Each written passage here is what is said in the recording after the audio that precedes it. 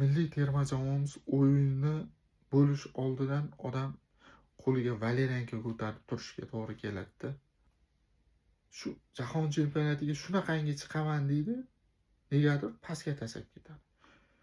Bugun lekin biz boshqa natija kutyapmiz. Chunki jamoamizda eng dunyoni ko'zga ko'ringan o'yinchilari bor. Bunaqa jamoa hali tarixda bo'lmagan. O'zbekiston tarixida. Eldor Shomurodov Romada yonyapti.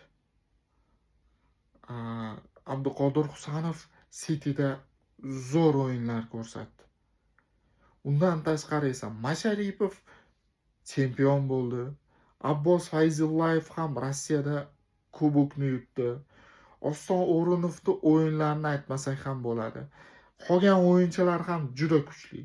Faqatgina bugun biz jamoamizdan jahon chempionatiga chiqish yo'llanmasini kutyapmiz. Sizchi? Siz qanday fikrdasiz? Bugun jamoamiz chiqadimi keyingi bosqichga?